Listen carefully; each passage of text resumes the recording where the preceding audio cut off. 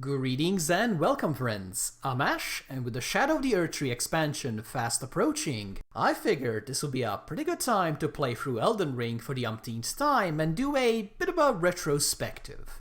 However, instead of just gushing about how awesome the game is, I would instead like to talk about some of its major shortcomings and how they could be fixed, either in the DLC or whatever the next Souls game might be. This is obviously going to be very subjective, as what one person finds annoying, another might find utterly captivating. So before you get mad at me, just remember that all of this comes from a place of love.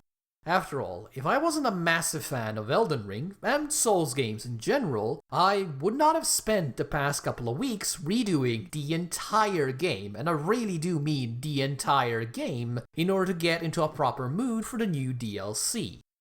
Before we begin, I just have to say that I've intentionally kept myself in the dark when it comes to the Shadow of the Erdtree, as I believe that Souls games are best experienced blind.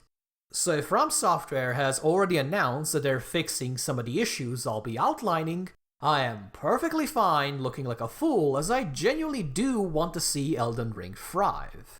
And just one more little thing before we begin. There will be some spoilers throughout this video. More specifically, footage of various mid and endgame bosses and locations, as I will need to use those as examples. Story spoilers, however, will be at a minimum. Given how absurdly vast Elden Ring's world is, it is perfectly reasonable to have a couple of repeat bosses and reused enemies. In fact, if done well, these rematches can be an immensely positive experience, as smashing a boss that previously gave you trouble is not only highly cathartic, but also something that really helps illustrate just how far your skills have progressed. Unfortunately, Elden Ring does not do this well. Instead of relying on a couple of choice repeats, Elden Ring likes to throw the exact same bosses at you over and over and over again. Sometimes these repeats might get an additional element to one of their attacks, but it is sadly never enough to actually change how you approach the fight. It also doesn't help that instead of repeating some of its more interesting bosses, Elden Ring seems obsessed with duplicating the easy or visually messy ones, like the ulcerated tree spirit. I swear, I must have fought that thing like 10 times in my latest playthrough, and it most definitely isn't the kind of boss I would have chosen for such an honor. As such, I really do hope that in the future, From Software will prioritize quality over quantity.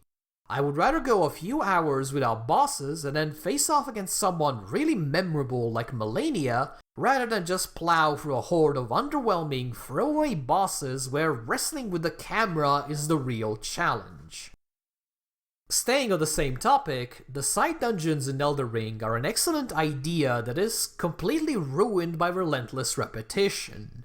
The vast majority of the dungeons are just a gauntlet of the same few enemies, in the same few locations, topped off with the same few bosses.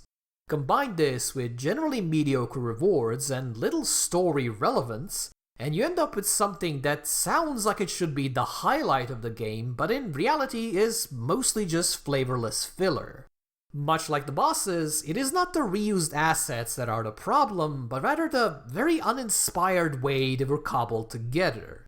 For example, the secret dungeon at the very start of the game, and I use secret in quotation marks here, utilizes the same tile set and the same enemies as many other dungeons, yet thanks to its deviously intricate design, it is one of the more memorable dungeons in the entire game. It took me nearly an hour to complete it on my first go-around, and it was such a harrowing yet exciting adventure that I still get giddy just thinking about it.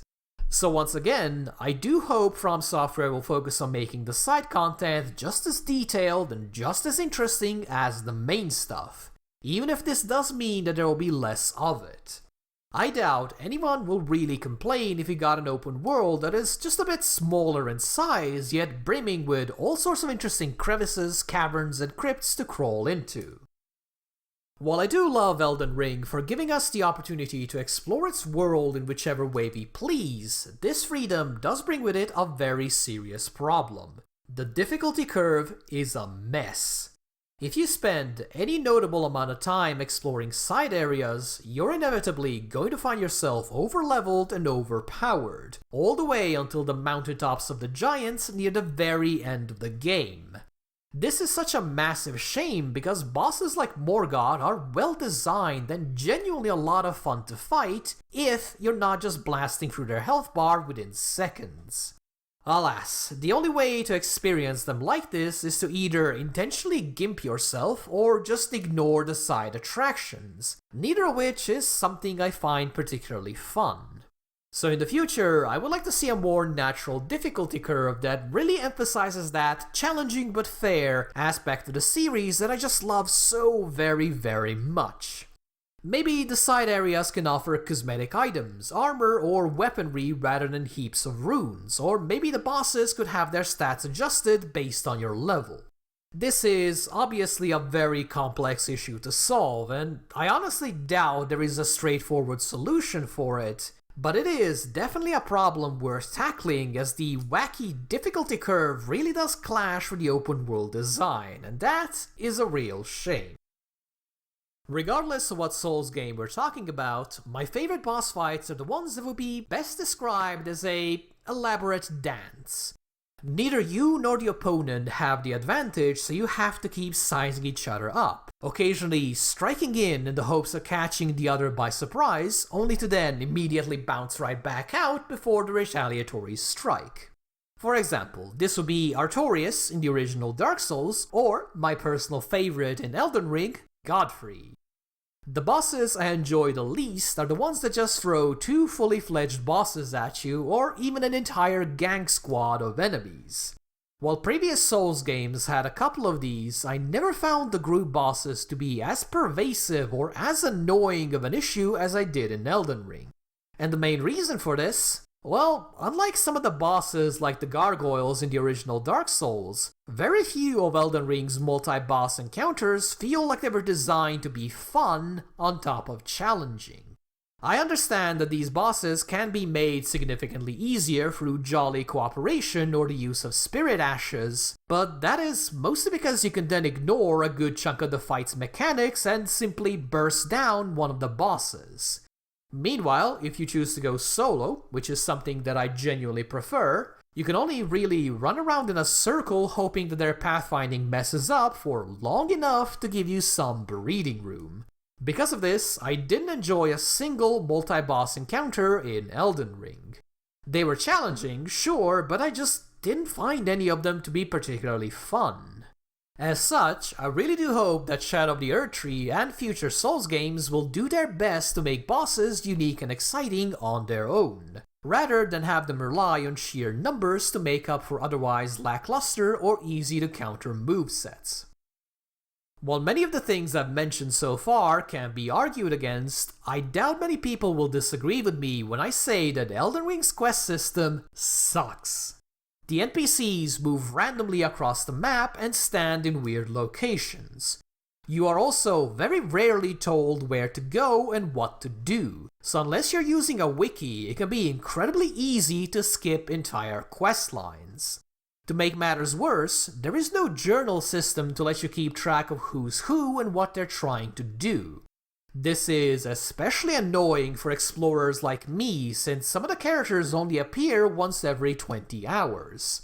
So by the time you see them again, you've likely forgotten all of the finer details about them and their quest. That said, I don't actually want to see the cryptic nature of these characters and questlines removed.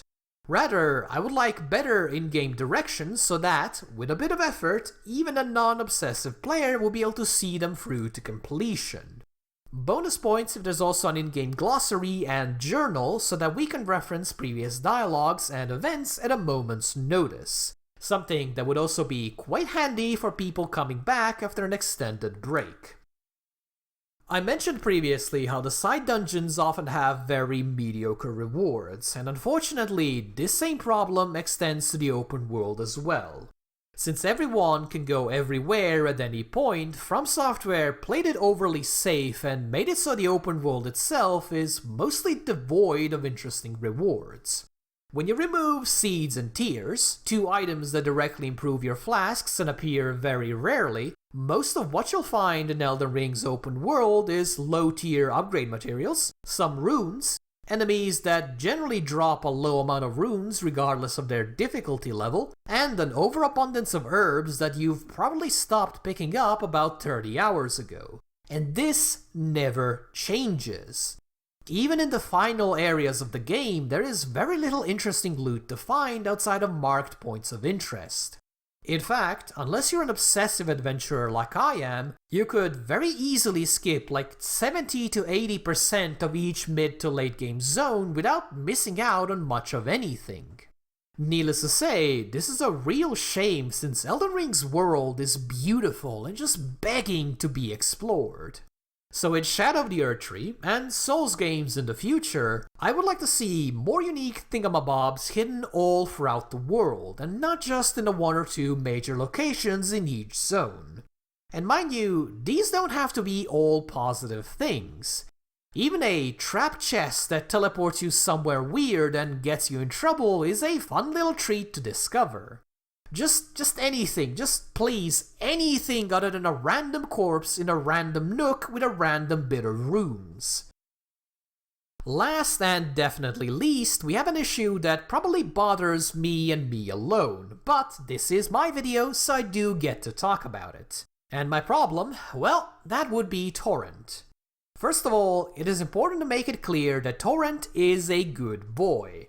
He makes navigating the world a fun and interactive experience. He's great at getting you out of trouble, and, most importantly of all, he can be used to Skyrim your way down sheer cliffs to unlock a bunch of totally intended hidden shortcuts. As such, I am sad that there just isn't any way to improve him. You as a player can go from a nobody to a literal god, yet poor old Torrent can never rise above his station. So in Shadow of the Erdtree, I really hope From Software will expand his moveset, thus making exploration an even more exciting experience. I'd also love to see some new customization options. After all, Fashion Souls is the true endgame of every single Souls game, and getting Torrent in on the action is only fair.